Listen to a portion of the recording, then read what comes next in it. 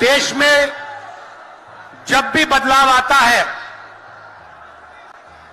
वो बिहार में तूफान शुरू होता है। यहां से तूफान बाकी प्रदेशों में जाता है। ये बिहार जो है देश की राजनीति का नर्व सेंटर है, यहां से ही शुरुआत होती है। आज देश में विचारधारा की लड़ाई है। एक तरफ नफरत, हिंसा, अहंकार और दूसरी तरफ मोहब्बत, भाईचारा और एक दूसरे की इज्जत। जैसे मैंने यात्रा में कहा, अगर आप गठबंधन को समझना चाहते हो, एक लाइन में समझा जा सकता है, नफरत के बाजार में मोहब्बत की दुकान खोलते हैं हम।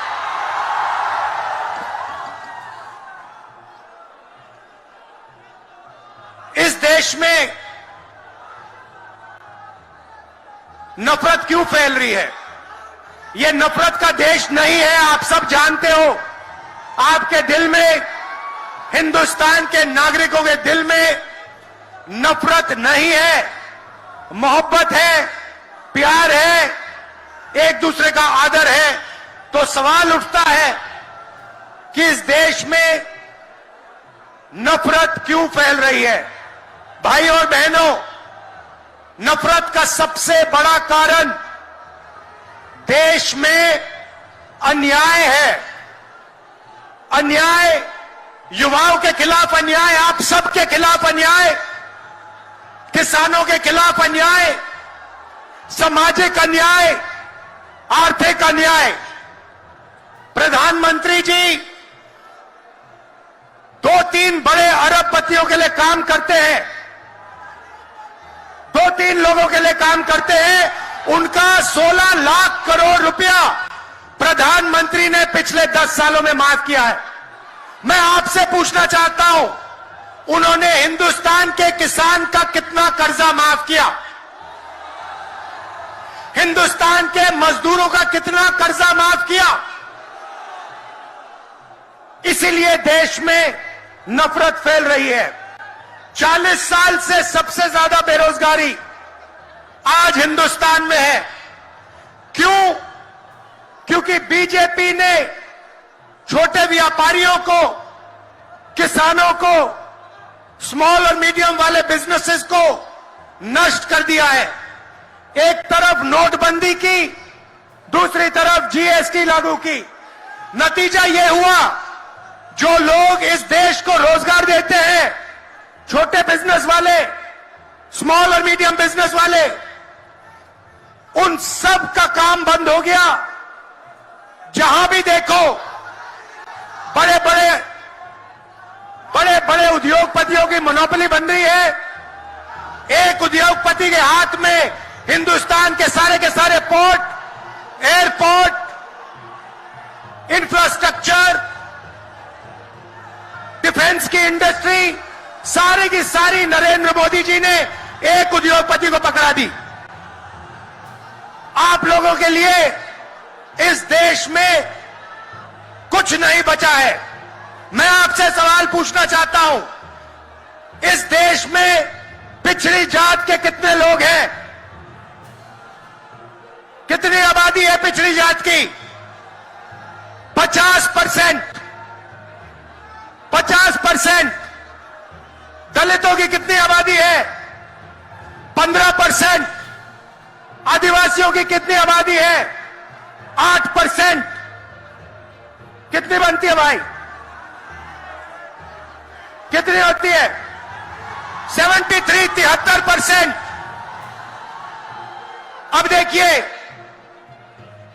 73% में से हिंदुस्तान की सबसे बड़ी कंपनियों में उनकी मालिकों की लिस्ट निकालिए। आपको एक व्यक्ति नहीं मिलेगा 73% वाला। उसके बाद मीडिया के मालिकों की लिस्ट निकालिए, बड़े बड़े इनके जो पत्रकार हैं उनकी लिस्ट निकालिए, आपको 73% में से एक नहीं मिलने वाला है। उसके बाद प्राइवेट अस्पतालों के मालिकों की लिस्ट निकालिए, स्कूल और कॉलेज जो चलाते हैं, private school, private college, private university, उनकी लिस्ट निकालिए, उधर आपको 73% का कोई नहीं मिलेगा। उसके बाद जो हिंदुस्तान को 90 ब्यूरोक्रेट चलाते हैं आईएएस वाले, उनकी लिस्ट निकालिए, उधर आपको 3 पिछड़े वर्ग के लोग मिलेंगे, 3 दलित मिलेंगे और 1 आदिवासी मिलेगा। और अगर हिंदुस्तान की सरकार 100 रुपए खर्च करती है, बजट में अगर 100 रुपए खर्च होते हैं तो 73% की 6% की 6 रुपए की भागीदारी बनती है। तो ये जो 73% है और उसमें अगर आप जोड़ना चाहते हो तो गरीब जनरल कास्ट के लोगों को भी जोड़ लो। इनके लिए इस देश में कोई रास्ता नहीं बचा है। पहले क्या होता था, पहले पब्लिक सेक्टर होता था, उसमें गरीबों को रास्ता मिलता था, नौकरी मिल जाती थी, सरकार में रोजगार मिल जाता था, जैसे बिहार में तेजस्वी जी ने किया, जैसे छत्तीसगढ़ में हमने किया, कर्नाटक में, तेलंगाना में हम कर रहे हैं। मगर नरेंद्र मोदी जी ने ये सारे के सारे रास्ते बंद कर दिए। सेना में आप जाते थे, वहां अग्निवीर लागू कर दिया। और देखना, अग्निवीर लागू किया और अग्निवीर में पहली बार इस देश में 2 तरीके के शहीद होंगे। एक शहीद होगा, उसको शहीद का दर्जा मिलेगा, उसे पेंशन मिलेगी, उसे कैंटीन मिलेगी और उसे गांव में, शहर में आदर मिलेगा।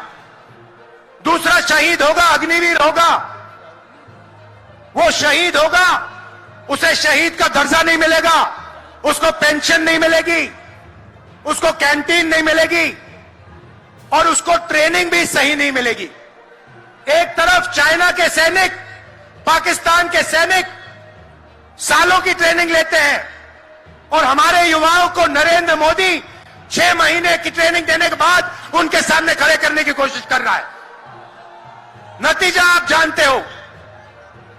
मैं ज्यादा नहीं बोलना चाहता हूं क्योंकि लालू जी को बोलना है। ये देखो, लालू जी को बोलना है, मगर मैं सिर्फ ये कहना चाहता हूं, बीजेपी के लोगों को गलतफहमी में नहीं होना चाहिए। हम लोग बीजेपी से, आरएसएस से नहीं डरते।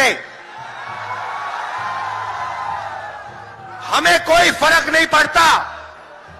हम देश के लिए लड़ते हैं, हम देश के लिए मरने के लिए तैयार हैं और हम बीजेपी को, आरएसएस को यहां से हटा के इंडिया की सरकार बनाकर दिखाएंगे। आप सबका दिल से बहुत बहुत धन्यवाद। नमस्कार, जय हिंद।